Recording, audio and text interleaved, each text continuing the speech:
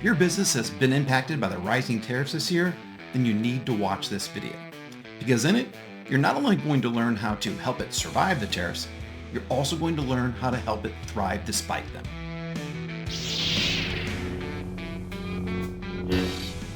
I'm Mike McClary with Amazing.com.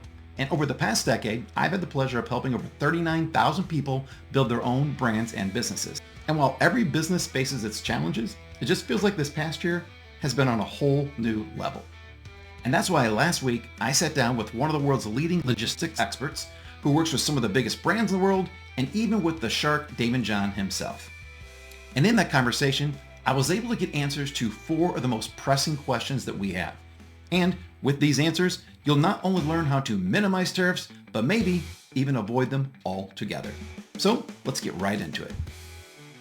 Hey everyone, Mike McClary here. And if you are as confused as I am about the tariff craziness that's been going on this past year, well, join the club. You are not alone. It can be completely mind-boggling one day to the next. And if you are like me and wanting to know what you should be doing, then you are in luck. Because today, we're kicking off a 4-part series that we're calling the Tariff Survival Series. And in it, I can't think of anyone better to help us navigate through all this craziness than our guest, Kerim Kfuri.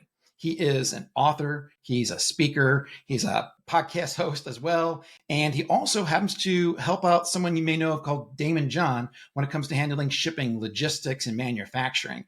And so Kerim is the president and founder of the Atlas Network. They're a global company that helps you source and handle any logistics, anything you can think of for your manufacturing business and your brand business. And so I'm just super excited to have Kerim with us here today. Kerim, welcome to the show.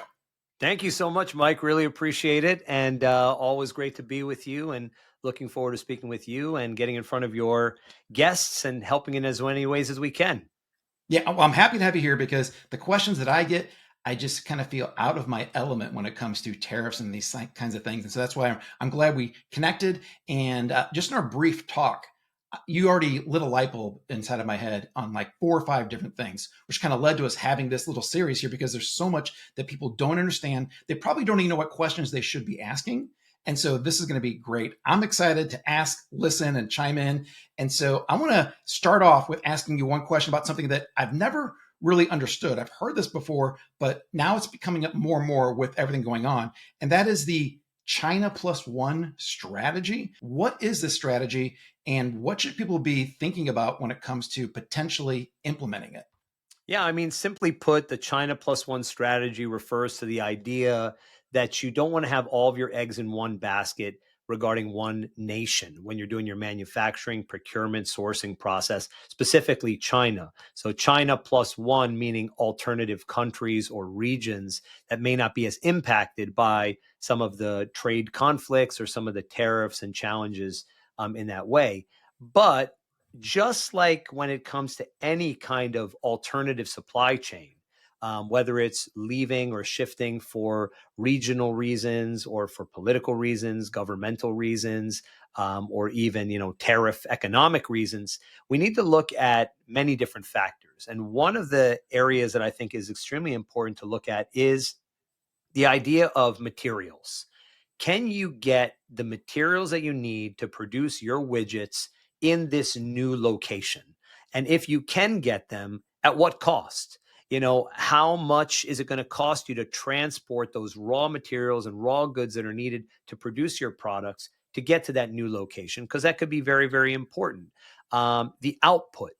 What kind of level of output is this new provider or new supplier in this new location or region going to be able to facilitate? If you're a business that needs 100 widgets made a day and they can only accommodate 2 widgets per day based upon their levels of output, then you have a real scarcity issue, which can dramatically impact your supply and demand mechanism and therefore the cost and so forth. The resources. Do you have the right resources in this new location? Meaning, are they technically skilled? Do they understand how to manufacture your types of products and so forth? Do they do it at a level or a quality that you require? Technology. Do they have the right technology, not just for today, but for your ability to scale into the future? And then finally, the last of, let's say, these 5 elements to look at when you're looking at whether it's China plus one or whatever alternative supply chain is, finally, the costs. How does the materials, the output, the resources, the technology, and finally the costs look? Because in the end of the day, if you are going to try to save $1, but potentially cause yourself $4 or $5 in headaches by shifting away to a new location or new supplier, is it really worth it? So this idea of the China plus one strategy is only as good as the analysis of these 5 major factors when you're looking to do an alternative supply chain. No, that's great because, and my manufacturer who makes some of our flashlights and lanterns, they actually started looking at building their own manufacturing plant in Cambodia. Mm-hmm. And it sounded great at first, and they were excited about it. And then once we started talking about the cost of their labor, training the labor, like you had mentioned, because Yep. the people there aren't ready yet to do this type of manufacturing, and then also the additional shipping, getting raw materials there, then the other shipping, it ends up that it wasn't going to save me any money. And I think I would have been at risk of having some products that might not have been as high quality as the ones made at the normal plant where they have all their same skilled workers. Plus, at the same time, you're taking on the liability of being a manufacturer now.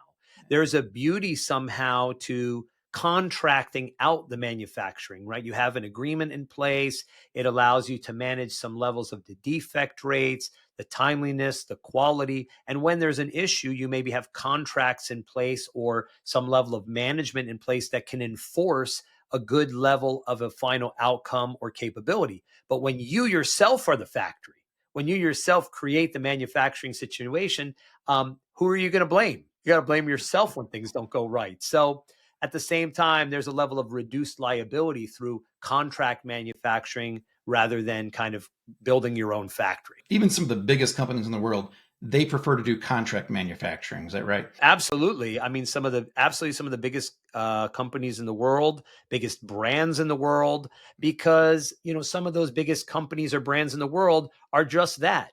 They're a brand. They are not necessarily a manufacturer, or they are a design house underneath of a brand, and then they are looking to work with the best in leather, or the best in metals, or the best in wood, or in glass, or whatever the substrate may be to get the best outcome. And if you are a diverse enough of a company, you can't have all those different manufacturing entities. You're better off to basically be the brand and be the design house, and then work with the best supplier of A, B, C, and D different kinds of materials to get those levels of output. It gives you diversity, it gives you protections, and it gives you some level of an arm's length transactional distance from being the actual manufacturer itself. And Kerim, have you helped people kind of like do this whole process we just talked about of weighing the pros and cons of looking at this China plus one process? Every day. Every single day we do that, especially, since the tariff discussions have become so prevalent. Everybody just, an initial reaction was, it's not working out. Tariffs are super high. Where are we going next? And the answers consistently came back to, well, you need to look at what are actually the cost differences and how can you deal with those costs. And we can get into that either now or at a later question, but I talk about 5 major ways to sort of like accommodate these tariff environments and how to manage this.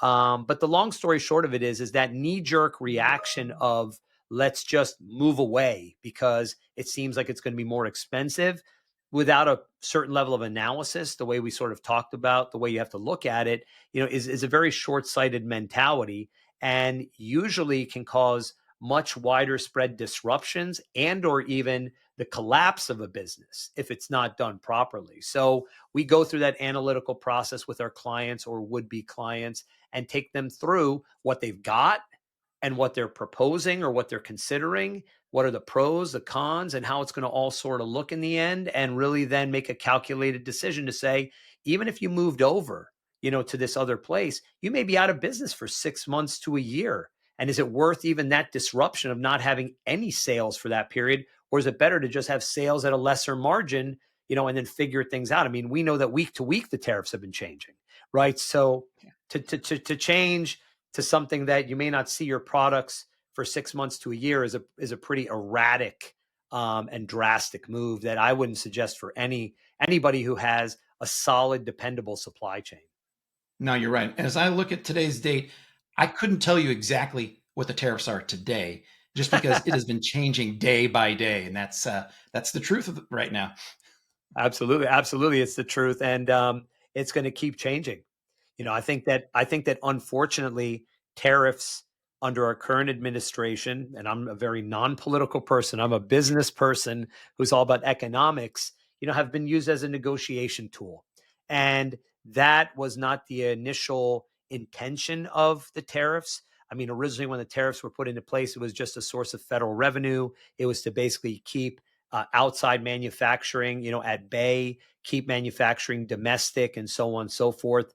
And it was, as I said, it was a source of revenue and some level of a deterrent. But it wasn't a scenario where it's, let's just raise them, lower them, raise them, lower them, raise them, lower them to get certain levels of concessions or activity, whether they're economic or political or whatever they may be. And so, I feel like in the end, the levels of disruption that are happening and are being seen in our markets, are being seen in our consumer economy. It's a very, very erratic time. And I don't think that the way that they're being used today is correct. Yeah, they definitely were not designed to be used this way. So, Sure, sure. but it is what it is. And so thank That's you right. very much. I Exactly right. appreciate that. Now, if people want to get a hold of you, Kerim, what's the best way to do that? The best way to get a hold of us is at theatlasnetwork.com. That's basically where we have all of our supply chain solutions for small to mid-sized businesses or even larger businesses that have either disruptions or are trying to build a new supply chain, grow or develop. It's really at theatlasnetwork.com. And then for my sort of personal philosophy and leadership, because I do a lot of speaking and writing and things like that, it's just KerimKfuri.com. Other than that, it's all social media platforms and things of that nature. Yeah, you guys are great on social media. So definitely follow Kerim and his team at the Atlas Network. Kerim, thank you so much. Now, that was just the first video where we talked about the 5 factors you need to take into account before even considering moving your manufacturing into a new country. In the next video, we're going to show you some strategies that allow you to defer paying your tariffs indefinitely and how to take your inventory and turn it into an advantage. So head on over and I'll see you in the next video.